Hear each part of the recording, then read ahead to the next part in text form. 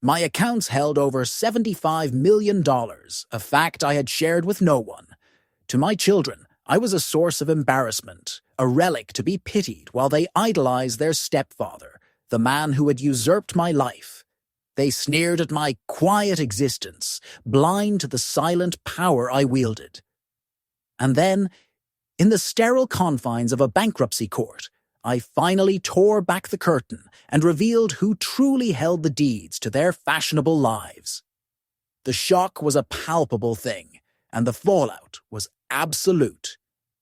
Before we continue, please subscribe to the channel and let us know in the comments where you are listening from. Seriously, Dad, it smells like old socks and regret in here, Chloe said, wrinkling her nose as she slid out of her brand-new Audi. She eyed my 1999 Subaru Outback with a look of profound disdain, as if it were a contagious disease.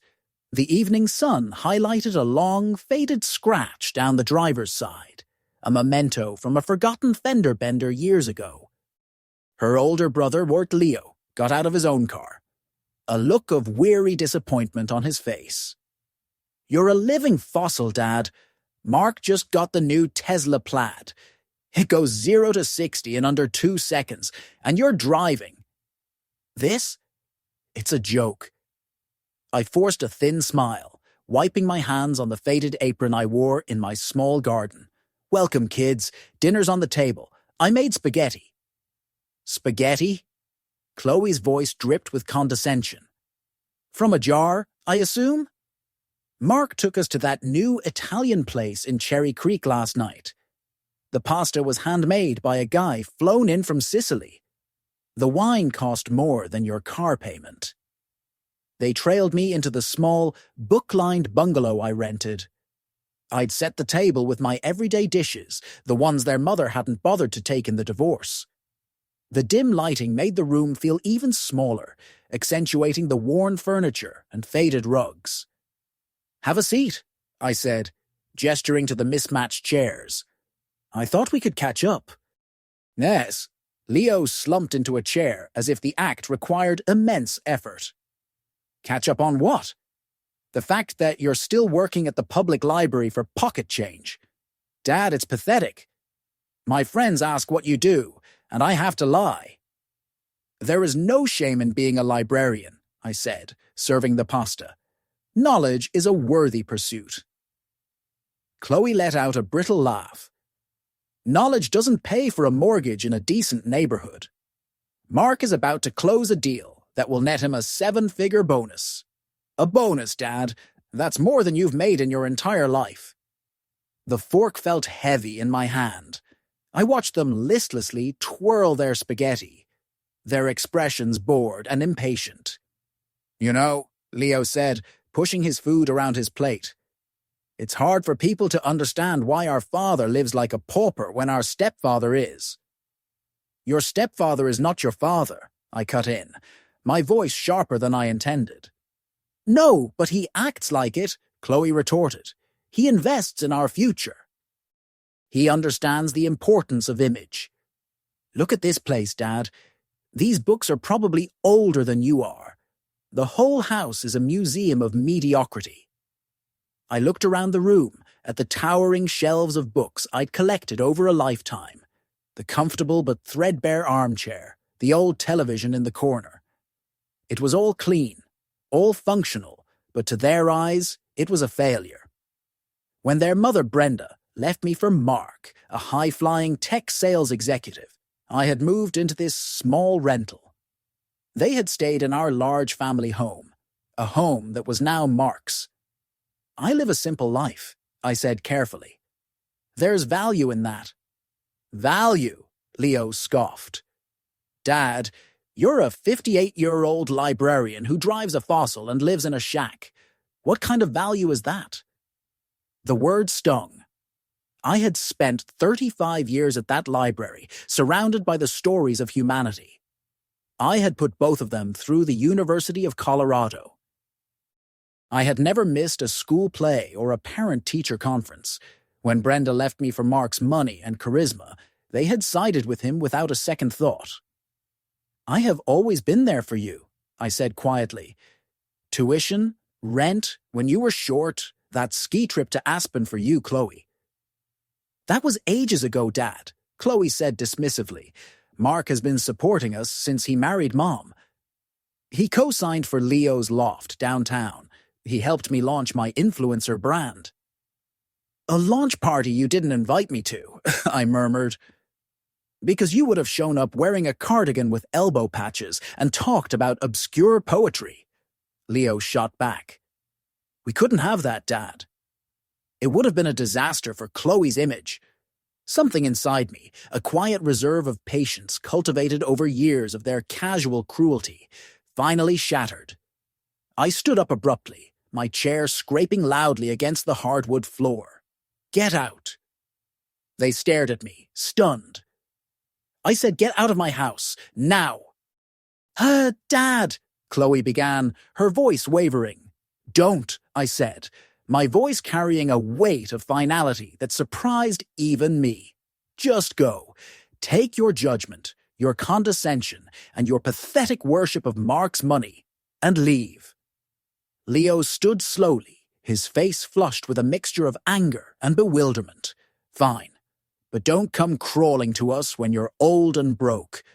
I won't, I said, following them to the door. Trust me. They gathered their things in a shocked hush. Chloe paused at the threshold, her expression a cocktail of hurt and indignation. You're making a mistake, Dad. We're the only family you have. I watched them climb into their gleaming, expensive cars.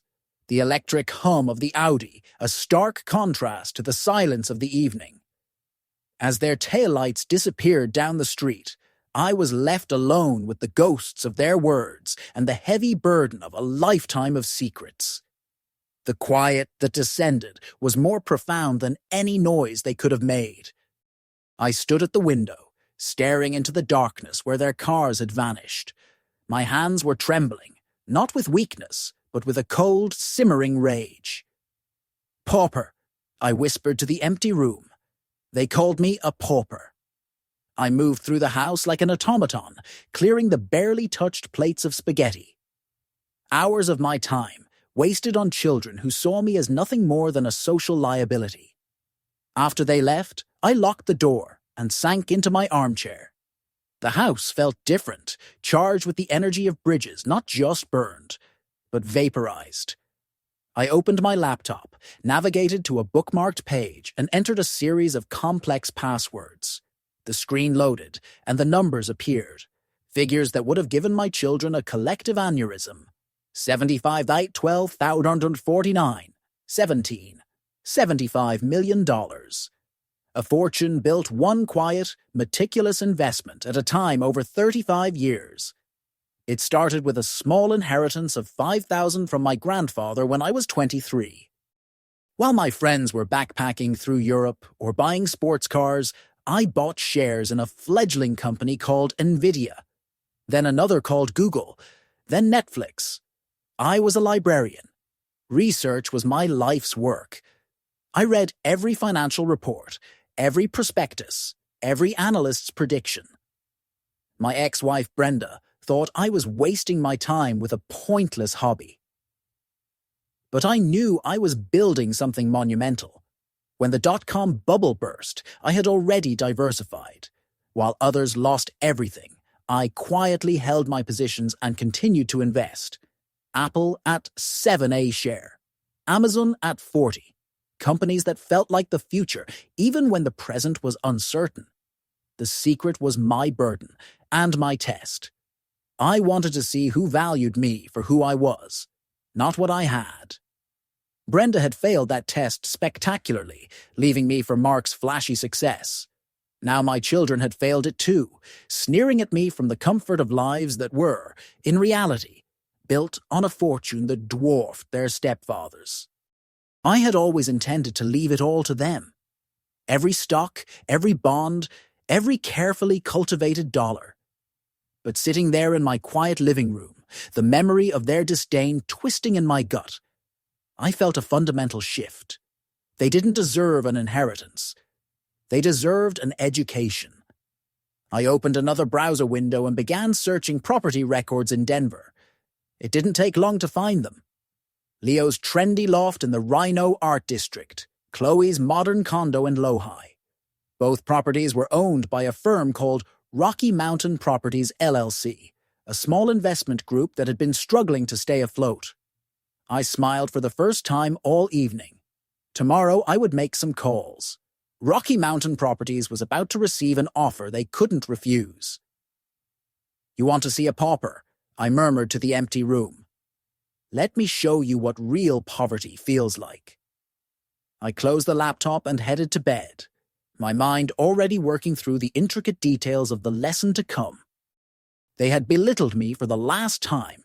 Now it was my turn to teach them about consequences. Lying in the dark, I reviewed the decades of quiet choices that had built my fortune, a secret kept from the family who had long ago written me off.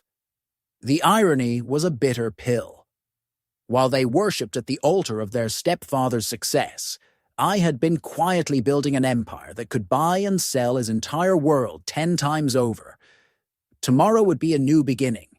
Tonight I fell asleep planning my children's first real lesson in humility. Sunlight streamed through the dusty blinds, pulling me from a fitful sleep, haunted by the echoes of last night's barbs. Pauper, pathetic, fossil. The anger had cooled overnight, crystallizing into something harder, colder. Determination. I shuffled to the kitchen and started my ancient drip coffee maker, its gurgling a familiar complaint. As it brewed, I powered on my old desktop computer. While it whirred to life, I poured coffee into a mug that read, "Librarians are novel lovers." My brokerage account opened after a series of security questions. I scrolled through the holdings, a digital tapestry of decades of patience. There was Nvidia, purchased for pennies, now a titan. Google, bought in its infancy, now a global behemoth. I selected several positions, enough to generate the cash I would need for the opening salvo. A confirmation screen appeared. "Are you sure you want to sell 10,000 shares of Alphabet Inc., Google?" I clicked confirm without a moment's hesitation. As the processing wheels spun, my mind drifted back to the divorce. Brenda had been so certain in her choice, so convinced that Mark's sales commissions represented real security, while I was just a dreamer playing with book money. She'd laughed when I insisted on keeping my investment portfolio separate from our marital assets. "You and your little stocks," she'd said, during one of our final arguments. "When are you going to get a real job?" A real job. I almost laughed now as the digital confirmation flashed on the screen. The sale had generated over $1,400,000 in liquid cash, more than Mark would make in years. The doorbell rang, a sharp, jarring sound. It was 9 a.m. Who would be visiting so early? I opened the door to find Brenda standing on my porch, her face flushed with anger, her designer handbag clutched like a weapon. "How could you treat your own flesh and blood like that?" she demanded, storming past me into the house. "Chloe called me last night, sobbing. You threw them out?" I closed the door slowly, my composure a steel wall. "They are 26 and 29, Brenda. They are adults. It's time they learned some manners." "Manners?" She whirled around, her voice rising. "You humiliated them. They were just trying to get you to see reason about that ridiculous car." "Get me to see reason? By calling me a pauper. By comparing me to your husband as if I'm some sort of pathetic footnote in your new life." "You are a footnote," the words exploded from her. "Look at this place, Arthur. Look at your life. You're nearly 60, living in a rental that smells like dust, driving a car that's a public hazard. Our children are ashamed of you." "Their actions have consequences," I replied evenly. "They chose to be cruel. I chose not to tolerate it." She stared at me, perhaps surprised by my calm defiance. "You've changed. You used to be so pliable."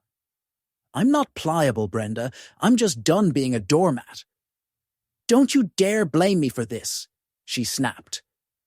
I tried to make our marriage work, but you were always lost in your books and your silly financial charts. Mark understands what it takes to build a real life.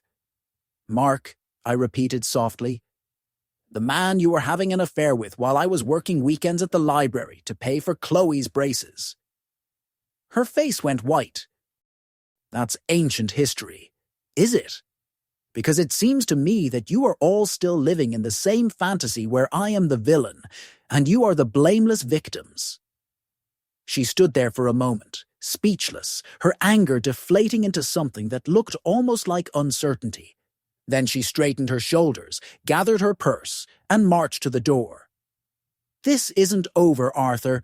You have hurt your children for the last time. I watched her climb into her sleek Mercedes Mark's money, no doubt, and speed away. Down the quiet Denver street, as her taillights disappeared, I couldn't help but think about the absurdity of it all. My adult children had run crying to their mother after being asked to leave my home. I closed the door and returned to my computer. The funds from the stock sale would be available in 2 business days. Soon, I would show them all what real power looked like. The next few days passed in a quiet routine of waiting. Each morning began with a scan of my email inbox until finally, the alert arrived. Wire transfer complete. 400,000 available in your checking account. I stared at the notification, feeling the immense weight of 35 years of patience and planning condensed into those simple words. The money that would change everything sat quietly, waiting for my command. I grabbed my keys and drove downtown to a boutique real estate firm in a restored brick building. The receptionist, a young man with impossibly trendy glasses, looked up from his screen. I'm interested in purchasing a commercial property, I said, a loft building in the Rhino district. He blinked. That's a significant investment, sir. Are you working with one of our brokers? I'll work with whoever can close a deal the fastest. 20 minutes later, I was sitting across from a sharp, fast-talking broker named Sarah. She slid a portfolio across the polished conference table. Rocky Mountain Properties has been trying to unload that building for a year, she explained. They're motivated to sell, but they're asking $2 million. I'll take it at that price, no questions asked. Her eyebrows shot toward her hairline. You don't want to review the inspections, the rental history, the maintenance records. I'm familiar with the property. I pulled out my checkbook. How quickly can we close? The next 2 hours were a blur of digital paperwork and conference calls. I signed documents with a steady hand, my mind occasionally drifting to the times I'd helped Leo with his rent when he was between marketing gigs. 1,000 here, 500 there. Always with a vague promise to pay me back that evaporated as soon as it was spoken. Sarah seemed almost dazed by the speed of the transaction. I've never seen a cash purchase of this size move this quickly, she murmured, watching me sign the final papers. I don't believe in wasting time, I replied. That afternoon, I drove to the city and county building to officially record the deed. The clerk, a young woman with a bored expression, stamped the documents with practiced indifference. Congratulations, Mr. Finch. You're now the proud owner of the Rhino Arts Loft. From there, I headed to another broker's office across town. Chloe's condo building was managed by a different company, but the process was remarkably similar. The owner, a retiring doctor from Texas, was eager to sell his investment properties. They've been nothing but a headache, he confessed over the phone. I purchased the entire floor of condos, including Chloe's unit, for $5 million, cash on the barrel. By 5 o'clock, I owned both of my children's homes. Driving through Denver's bustling streets back to my quiet bungalow, I reflected on how these buildings would soon become instruments of education, turning years of silent investment into a shield against their disdain. The afternoon sun cast long shadows from the mountains, and I felt something I hadn't experienced in years: complete and total control. At home, I spread the deeds across my kitchen table like a general reviewing battle plans. Leo's loft, acquired. Chloe's condo, acquired. Phase 1 of my curriculum was complete. I picked up my phone and scrolled to the property management company's contact information. Tomorrow, I would inform them that rents would be increasing significantly. After all, new ownership meant new rules. My finger hovered over the call button as I considered the conversations that would follow. Soon, my children would learn that the pauper father they pitied had become their landlord. With the deed still warm from the printer, I wasted no time. The quiet reflection of the previous evening had solidified my intent, transforming yesterday's anger into today's calculated action. I opened a new, anonymous email account and began to type. The first message went to the property manager for the Rhino Lofts, to whom it may concern.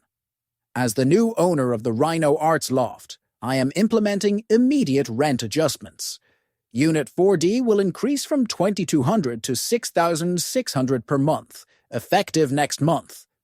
Please notify the tenant immediately. I paused, remembering Leo's 25th birthday, when I'd quietly paid off his $5,000 in credit card debt, racked up on craft beer and concert tickets. He'd thanked me with a distracted text message, already planning his next night out. The second email was equally brief. For the low-high condo property, Unit 301 rent increases from $1,900 to $5,700 monthly. Same timeline. Handle this discreetly. I hit send on both messages, then leaned back in my chair. My phone rang within 2 hours. It was Sarah, the broker, her voice carrying a note of alarm I hadn't heard before. Mr. Finch, I've had the notices delivered as you requested, but I have to tell you, the reactions were intense. Go on, I said, setting down my book. The young man in 4D, a Leo Finch, he completely lost it. Started screaming about it being a hostile takeover. Slammed the door so hard I thought it might break the frame. He's threatening to sue everyone involved. I made a non-committal sound, masking my satisfaction. And the young woman in the condo, Sarah continued. She broke down crying, kept saying, "How can this be happening? Who would do this?" Over and over, she begged me to contact the owner, said she'd do anything to negotiate. Anything to negotiate. I remembered Chloe's college graduation. I had slipped her an envelope containing $10,000 to help her get started. She'd stuffed it in her purse without opening it, too busy taking selfies with Mark's wealthy friends for her social media feed. These are fair market adjustments, I told Sarah. If they can't afford the new rates, they are welcome to find housing elsewhere. But Mr. Finch, tripling the rent overnight is going to cause real hardship. These young people seem genuinely desperate. They're adults, I said. They'll figure it out. After hanging up, I walked to my kitchen window and gazed out at the distant Rocky Mountains. A neighbor was walking his dog, and I caught fragments of his conversation with another resident about the vulture capitalist who was driving out good tenants. If only they knew that Vulture was the quiet librarian they'd seen puttering around his yard for years. I opened my laptop and spent an hour researching tenant rights in Colorado, ensuring my actions were completely legal. The rent increases were aggressive but permissible with proper notice. Leo and Chloe would have 30 days to decide their next moves. That evening, I sat at my kitchen table with a small notebook, jotting down their possible responses. They might appeal to their mother and stepfather for help. They might try to negotiate directly with the mysterious new owner. Or they might come crawling back to their pauper father, finally ready to show some respect. I smiled, thinking about the irony. They'd spent years comparing me unfavorably to Mark, praising his business acumen and success. Now they'd discover what real financial pressure felt like, courtesy of investments that predated their stepfather's entire career. The phone rang again. Sarah sounded even more frazzled. "Mr. Finch, I hope you don't mind me calling so late, but there's been a development. The young man, Leo, he came back to the office this afternoon with some kind of lawyer friend. And? They're trying to challenge the rent increase, claiming it's retaliatory." "Retaliatory against what?" "That's what I asked. They couldn't give me a straight answer." The lawyers seemed to realize their case was weak and left pretty quickly. I listened as she described the chaos. Leo's red-faced accusations, Chloe's phone calls pleading for mercy, the lawyer's embarrassed retreat when he realized the increases were technically legal. "They're both convinced someone has it out for them personally," Sarah added. "The young woman keeps asking who bought the properties, but I told her that information is confidential." "Keep it that way," I instructed. After ending the call, I stared at my phone as it began buzzing with an incoming message. The screen showed Chloe's name, and I could see the beginning of what looked like a desperate text. My finger paused over the answer button, curiosity warring with the satisfaction of letting them stew in their panic. The phone's persistent vibration broke the afternoon hush, a message from Chloe flashing urgently on the screen. "Dad, please call me. We need to talk. It's really important." I set the phone aside briefly to compose myself, the lingering buzz echoing the broker's report from the previous evening. Whatever desperation had driven her to reach out, I wanted to savor it for a moment before responding. An hour later, their car pulled up outside, not Chloe's sleek Audi, but an older Jeep that must have belonged to Leo. They knocked frantically, the sound sharp and insistent against my front door. I opened it to find them both standing on my porch, their faces etched with worry and barely contained panic. Chloe's eyes were red-rimmed, her usually perfect makeup smudged. Leo's jaw was clenched so tight I could see the muscles twitching. "Dad," Chloe began, her voice trembling. "We're in real trouble. Our rent just tripled overnight, and we don't know what to do." "Please," Leo added, though the words seemed to scrape his throat raw. "We need your help. Just a loan until we can figure this out." I gestured them inside reluctantly, crossing my arms as they settled uneasily on my worn couch. The same couch they'd mocked just days earlier now seemed like a throne of judgment. "You want money from me?" I asked, my voice carefully neutral. "Dad, please," Chloe pressed on, tears starting to flow. "We're desperate. The new landlord won't negotiate, won't even tell us who he is. We could lose our homes." "You've called me a pauper before," I replied, shaking my head slowly. "Handle it yourselves." Leo's facade cracked. "I was right then. You are one." "Fine. We'll just go to Mom and Mark. They'll help us. They actually care about family." "Yes," Chloe chimed in, wiping her eyes with the back of her hand. "Mark would never let us suffer like this. He understands what it means to support the people you love." I paced to the window, looking out at the street where their borrowed Jeep sat like a monument to their reduced circumstances. The irony was delicious. They were so busy planning their escape to Mark that they couldn't see the trap closing around them. "So go to Mark," I said simply.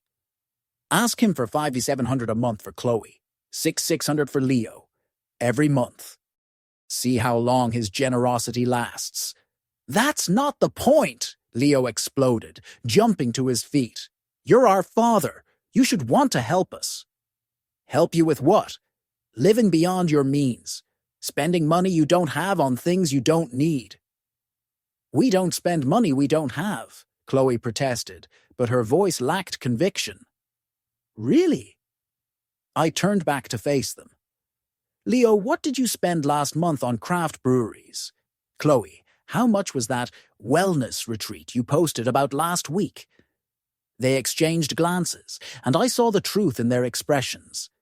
They'd been living like wealthy people on working-class incomes, subsidized by their stepfather's occasional largesse and their own denial. "That's different," Leo muttered. "Is it? You mock my simple life, call me an embarrassment, then come running here when your fantasy lifestyle hits reality." As I spoke, my eyes fell on a small clay pot on my mantel, a childhood craft project Leo had made in elementary school, painted with lopsided flowers and the words, "Best Dad." The innocent little boy who'd created that treasure had grown into this desperate man sitting on my couch, too proud to admit his mistakes, but not too proud to beg for money. "We're sorry about the other night," Chloe said quietly. "We didn't mean to hurt your feelings." "My feelings?" I almost laughed. "You think this is about hurt feelings?" "Then what is it about?" Leo demanded. "Respect," I said. "Something you've never shown me." They sat in tense silence, the weight of years of casual cruelty settling between us like dust. Finally, Leo stood up, his face flushed with anger and wounded pride. "Fine, we'll figure it out ourselves, but don't expect us to come crawling back when you're old and need help." "I won't," I replied calmly. As Leo stormed toward the door, his parting shot reminded me of all the times I'd swallowed their slights, but no longer would I let that define our relationship. Chloe followed, pausing at the threshold to look back at me with something that might have been regret.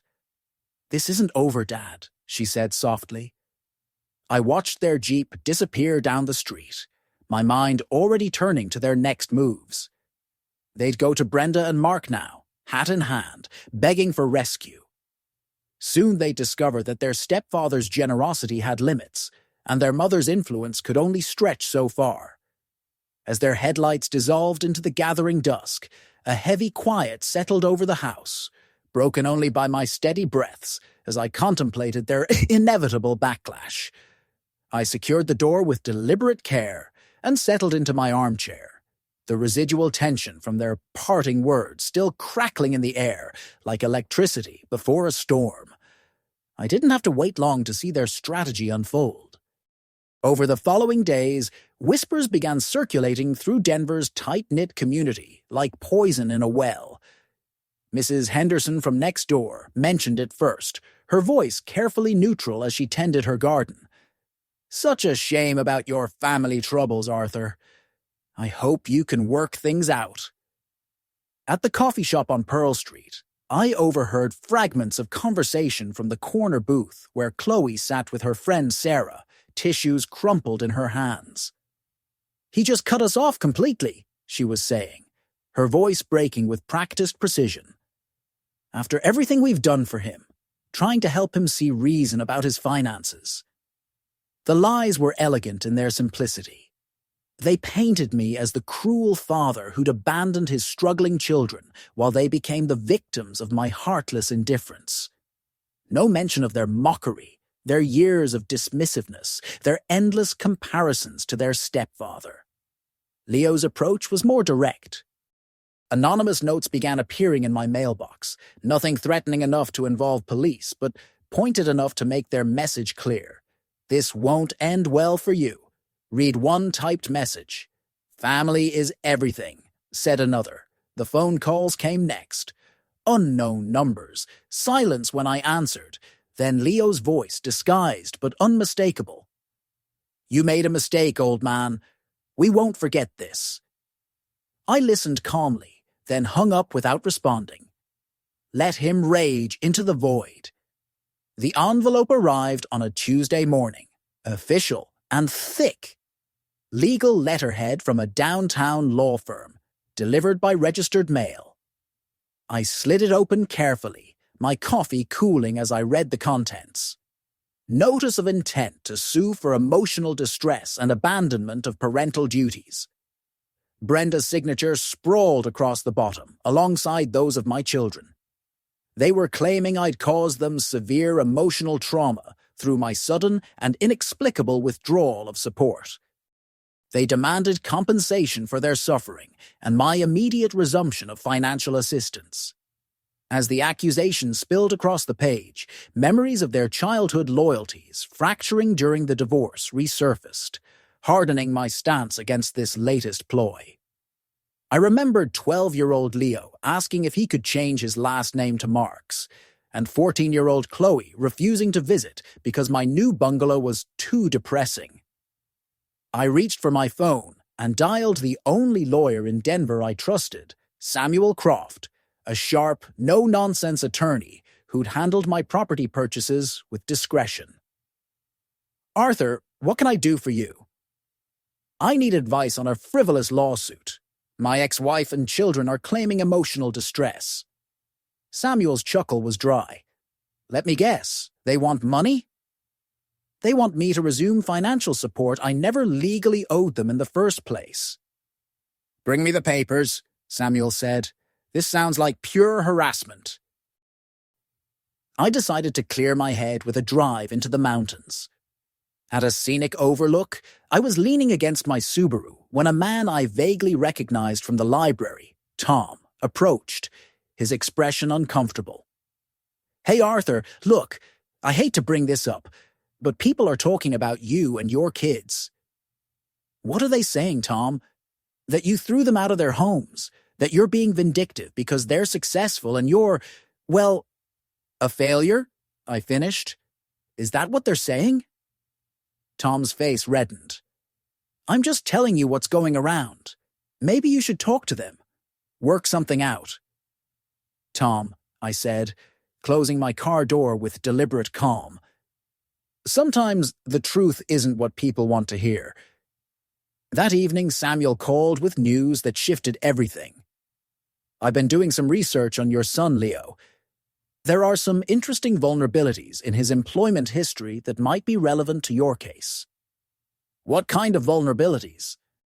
"The kind that make lawsuits disappear quickly. I'll send you the details, but I think you might want to consult with a private investigator. I know someone discreet." He gave me a name and number. Elias Vance, retired from the Denver PD, now working private cases. I held the card in my palm, feeling its sharp edges as I considered the implications. My children had chosen to escalate this conflict, dragging our family drama into the courts and the community. Perhaps it was time to respond in kind.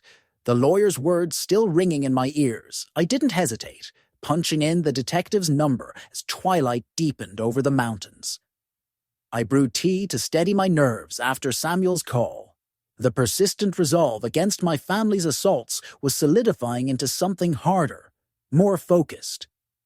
"Vance Investigations," came the gravelly voice. "Mr. Vance, Samuel Croft referred me. I need someone investigated discreetly." "I can meet you tomorrow evening," he said. "Cheeseman Park, by the old pavilion, 7 o'clock. The next evening I drove to the park under cover of early fog. Elias Vance was exactly what I'd expected. Weathered face, careful eyes, the kind of man who'd spent decades reading people's secrets. "What are we looking for?" he asked, settling onto the park bench beside me. "My son, Leo Finch. He's a marketing manager for a local brewery. I suspect he's been cutting corners, maybe padding expense accounts, falsifying reports. His character suggests he'd take shortcuts if he thought he could get away with it." Vance nodded, pulling out a small notebook. "How deep do you want me to dig?" "Deep enough to find the truth," I said. "Nothing more, nothing less." 2 weeks later, the detective's report arrived in a plain manila envelope. I spread the contents across my kitchen table, reviewing each document with meticulous care. Leo's employment file painted a picture of escalating dishonesty. Fabricated mileage reports, inflated client dinner receipts, even a few instances of claiming overtime for hours he'd never worked. The evidence was damning. Sifting through the detective's dossier, I saw echoes of Leo's lifelong shortcuts. From skipping chores as a boy to these professional deceptions, solidifying my path forward.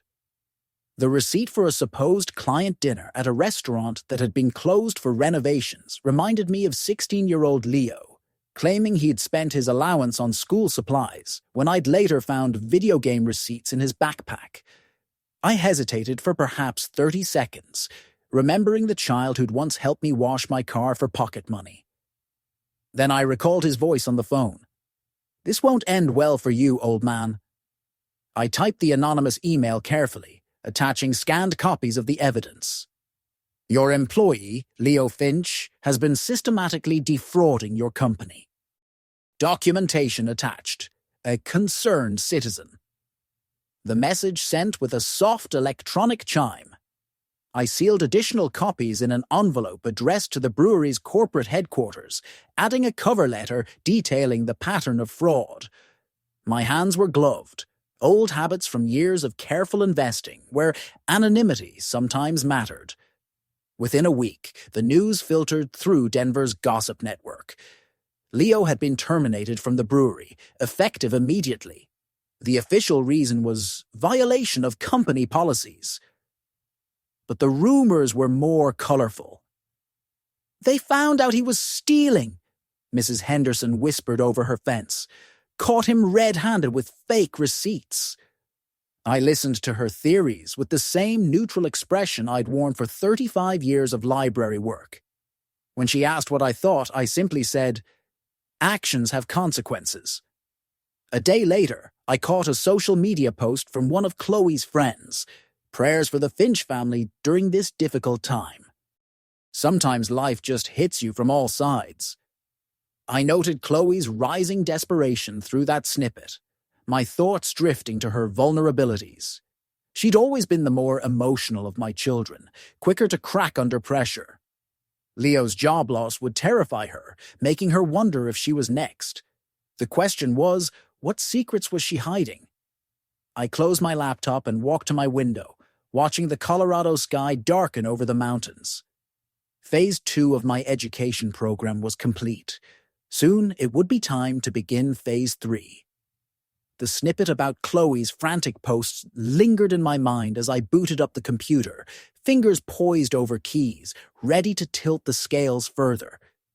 The evening's reflections on Leo's downfall had shifted my focus to Chloe, and the lingering glow of my screen mirrored my growing resolve. If Leo was the brute force of their partnership, Chloe was the subtle manipulator, which meant her downfall required a different approach. I pulled up the detective's second report, the one I'd commissioned specifically on Chloe's social media consulting business. Elias Vance had been thorough, documenting a pattern of client deceptions that would make any ethical professional cringe. Inflated engagement metrics, fake followers purchased from online bots, overbilling for services never rendered. The evidence was damning. Forged performance reports, altered analytics, even testimonials from clients who discovered the fraud months after their campaigns ended. One small business owner had paid Chloe thousands for a viral marketing campaign that consisted of nothing more than a handful of bot-driven likes. The failed campaign had nearly bankrupted them. Post sent. I uploaded the files to 3 anonymous industry forums, each post carefully crafted to appear organic. A concerned citizen sharing documented evidence of fraud. The forums accepted the submissions instantly. My IP address was masked through layers of encryption Elias had helped me set up. Next, I compiled email addresses from Chloe's client list, sending each person a carefully worded message. You may want to investigate your consultant's practices. Documentation attached. The evidence spoke for itself. No editorial commentary needed. Within hours, reactions poured in swiftly. Denver's digital marketing community was small, and word traveled fast. My phone buzzed with emergency notifications from local business journals picking up the story. I slipped on a hat and drove across town incognito, parking outside the co-working space where Chloe rented an office. Through the window, I watched her pacing frantically, her phone pressed to her ear. "No, Mr. Patterson, I can explain. Yes, I understand you're upset. but the call ended abruptly. I could see her shoulders shaking. Another client stormed into the office, his voice carrying through the glass. "You've ruined my brand. Those followers you promised were all fake." Chloe's attempts at damage control only made things worse. Her social media posts defending her practices came across as defensive and hollow. "These are baseless accusations from anonymous sources," she wrote. "I've always acted with integrity." The comments section exploded with rebuttals from verified clients, each sharing their own horror stories. As the first client review went viral in our small town, I pictured Chloe's face crumpling just as mine had during their endless taunts, a quiet justice finally taking shape. At the weekly Chamber of Commerce meeting, I sat in the back row as angry business owners shared their stories. The Better Business Bureau had already received formal complaints. Within a week, Chloe's name was toxic. The "For Lease" sign on her office door told the story better than any news article could. That evening, I found myself walking Denver's quiet streets, breathing in the crisp mountain air. The detective's work had been precise and devastating. Chloe's reputation was destroyed, her career finished. Like Leo, she'd learned that actions truly had consequences. As I turned onto my street, I noticed a stack of mail waiting in my box. Bills, advertisements, and something that made me pause. An official envelope with the seal of the Denver County Court.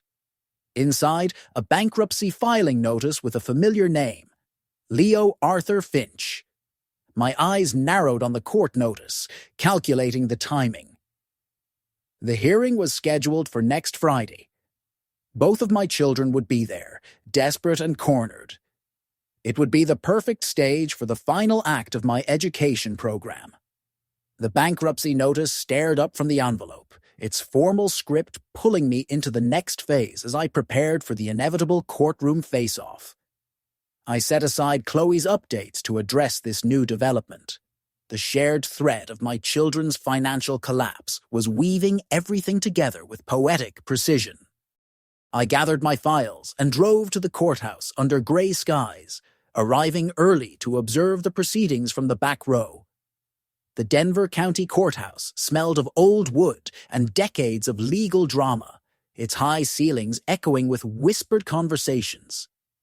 Leo sat at the petitioner's table, his lawyer shuffling papers with the resigned air of someone managing an inevitable loss. His fingers drummed nervously against the wood, and I could see sweat beading on his forehead despite the cool morning air. Chloe had come to support him, her presence a testament to their continued alliance against the world. She kept glancing around the room anxiously as if expecting more bad news to materialize from the shadows. The judge, a stern woman in her 50s, reviewed the bankruptcy petition with practiced efficiency. "Mr. Finch, you're claiming debt exceeding $200,000 with assets of less than $10,000. "Yes, Your Honor," Leo replied, his voice barely above a whisper. "And your primary creditor is listed as unknown property owner for back rent?" This was my moment. I rose from my seat, documents in hand, feeling the weight of decades lift with each step toward the front of the courtroom.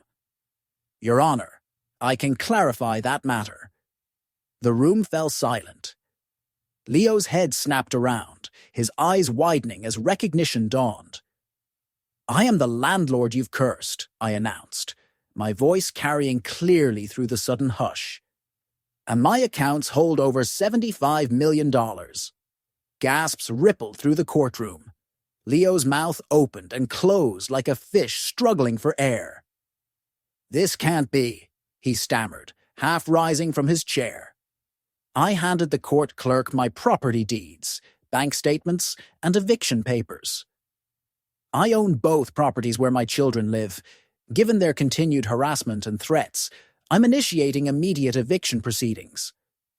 The judge examined the documents with raised eyebrows. "Mr. Finch?" The elder, Mr.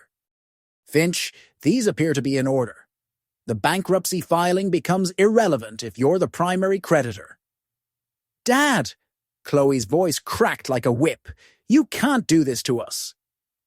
Handing over the proofs, I felt the weight of decades lift. Each figure on the statement a testament to the patience that now delivered this irreversible blow. The judge's gavel fell with sharp finality. Petition denied. Immediate eviction granted. Court adjourned. The courtroom erupted in murmurs and shifting papers. Leo sat frozen, staring at the bank statements that showed more money than he'd ever imagined his pauper father could possess. $75 million, he whispered. You had $75 million, and you let us mock me, humiliate me, call me a failure. I finished.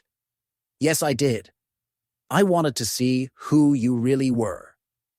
Chloe was crying now, her carefully applied makeup streaking down her cheeks. We're your children. How could you do this to your own blood? I gave you every opportunity to show respect, to demonstrate the character that would have made you worthy heirs. Instead, you chose cruelty. The bailiff approached with the official eviction notice. You have 72 hours to vacate the premises. As I walked toward the courthouse exit, I heard footsteps behind me. My children were following, their earlier confidence replaced by desperate pleading, but I kept walking, my back straight, my mind already turning to the quiet satisfaction of justice finally served. Their voices faded as I pushed through the heavy courthouse doors, stepping into the Colorado afternoon where the mountain air had never tasted sweeter. Their shadows lengthened on the courthouse stone as they hurried toward me, faces etched with a mix of fear and feigned remorse that I had long anticipated. I straightened my coat against the chill wind, carrying their whispered urgencies, the unresolved courtroom tension lingering in my posture as I prepared for what I knew would be their final gambit. Dad, wait! Chloe called out, her heels clicking frantically against the pavement. Please, we need to talk. I paused at the courthouse steps, watching them approach with the desperation of drowning swimmers reaching for a life preserver. Their earlier arrogance had crumbled, replaced by the raw panic of people who'd finally grasped the magnitude of their mistakes. Leo reached me first, his face pale and drawn. Dad, we're so sorry. We didn't know. We never realized you had. $75 million, I finished calmly. No, you didn't know, because you were too busy mocking me to notice. Without warning, they both dropped to their knees on the courthouse steps, their expensive clothes scraping against the rough stone. The public display drew stares from passing pedestrians, but they were beyond caring about appearances now. Please forgive us, Chloe sobbed, her mascara streaming down her cheeks. We'll change, we promise.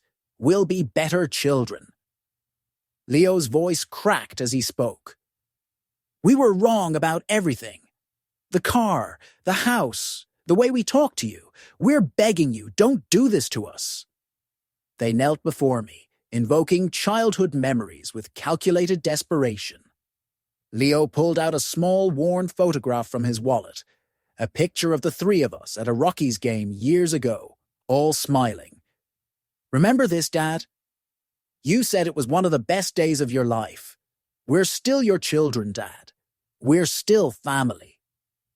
Watching them scramble for words that once cut deep, I felt the chains of obligation dissolve, replaced by a freedom earned through years of unseen fortitude. The photo in Leo's hand reminded me of all the sacrifices they'd dismissed, all the love they'd rejected in favor of their stepfather's flashier offerings. It's too late for that, I said firmly, stepping back from their grasping hands. You've shown your true colors. The money doesn't change what you are. But we'll pay rent, Leo pleaded. We'll get jobs. We'll... No more. I turned away from them, their pleas fading like distant thunder as I walked toward my car. I drove back through familiar streets, their desperate voices echoing in my memory. By the time I reached my house, the eviction process was already in motion. My phone buzzed with updates from the property management company. Both properties are being secured. The tenants have 72 hours to remove their belongings. Over the next 3 days, I watched from a distance as my children's lives unraveled completely. Leo's unemployment left him scrambling for any work he could find, but his reputation preceded him now. Chloe's business was defunct, her former clients filing lawsuits for fraud and misrepresentation. The eviction officers arrived precisely on schedule. Through intermediaries, I heard about their frantic packing, the neighbors gathering to watch the spectacle, the moving truck filled with furniture they'd have to sell to pay for temporary housing. Their luxury cars were the first to go, repossessed when they couldn't make the payments. Designer clothes, expensive electronics, all the status symbols they'd once flaunted were sacrificed to pawn shops and online sales. Leo ended up in a weekly rate motel on the outskirts of town, his pride finally broken. Chloe couch-surfed between friends, each stay growing shorter as her welcome wore thin. The phone rang one evening as I was reading in my armchair. Brenda's voice was tight with barely controlled rage. "You've destroyed them, Arthur. Are you satisfied now?" "I didn't destroy them," I replied calmly.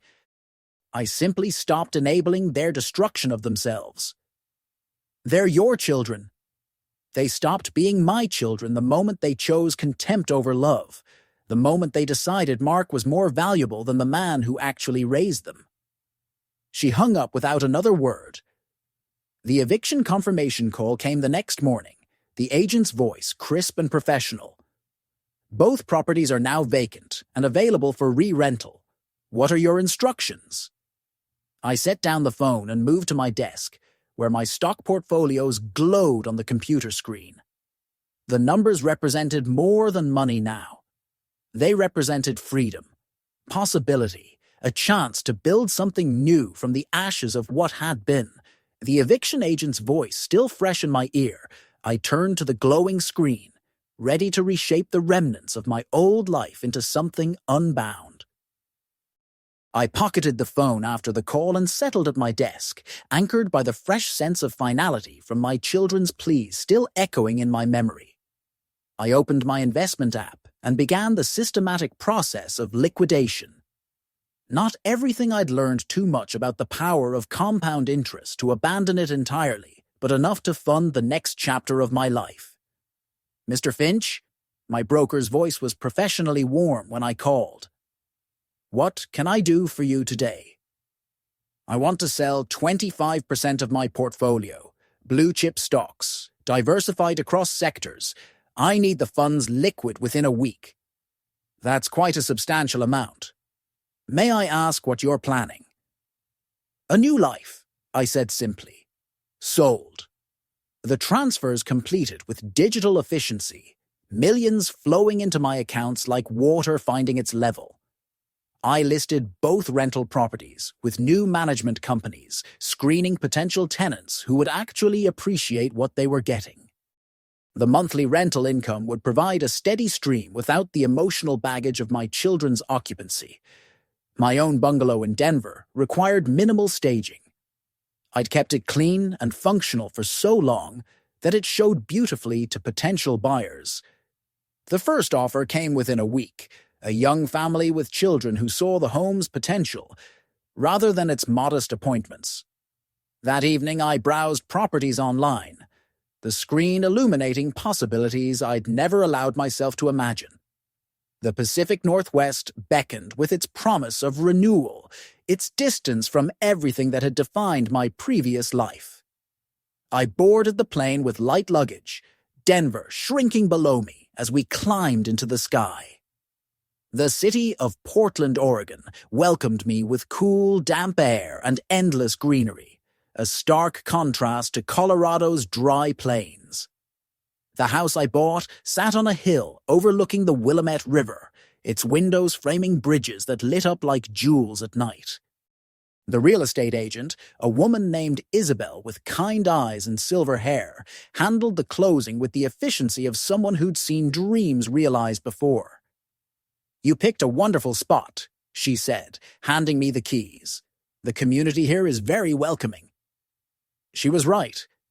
At a local bookstore's evening lecture series, I met Eleanor, a retired botanist who spent her days volunteering at the city's famous Japanese garden.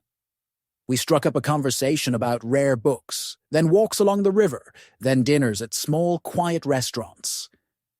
"I have 2 children," she told me one evening, as we watched the city lights twinkle below my deck. "They visit once a year, dutiful but distant. I've learned that family isn't always about blood." "What is it about then?" I asked. "Respect," she said. "Kindness. The choice to see value in someone beyond what they can provide."